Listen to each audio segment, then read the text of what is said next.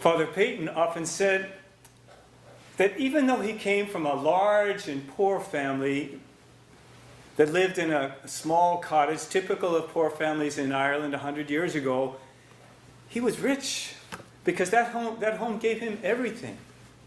Because Jesus and Mary were the center of the home. Their faith was their foundation. Family prayer, especially daily prayer of the Rosary, he said was their university, where they learned so very much. He was given all he needed then to share what he learned in that school of Mary, and so he could become all the Lord made him to be. And he had so much success in so many ways, but for him, the heart of it all was faith.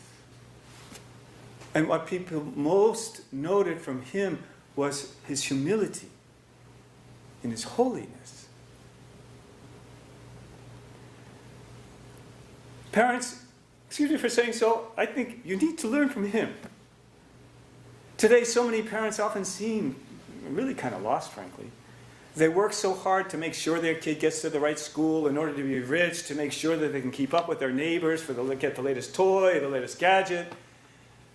Oftentimes, we see parents overcompensating because they know, overcompensating, giving them too much stuff because they know they're not giving enough of what the child really needs, which is real love and time, affection, faith, attention, God.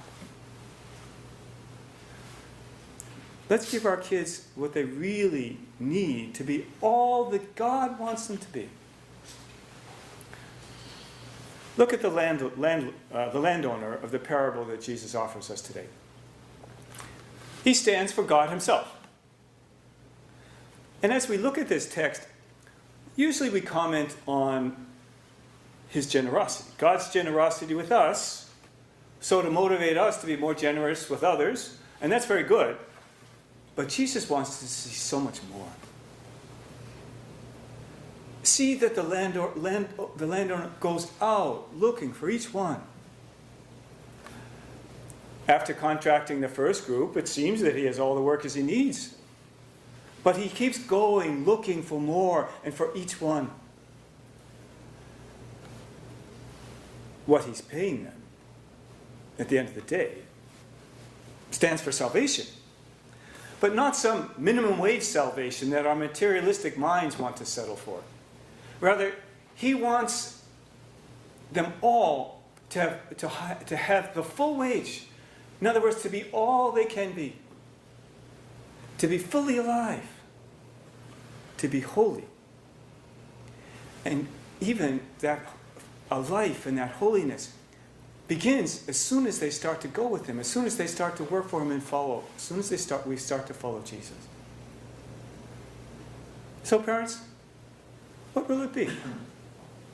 Raising our kids simply to be successful in the false standards of the world where everyone is always trying to outdo the other? Or truly to be, each one, all that God made him to be? Isn't this a lesson the Lord has wanted us to deeply consider during this time of pandemic?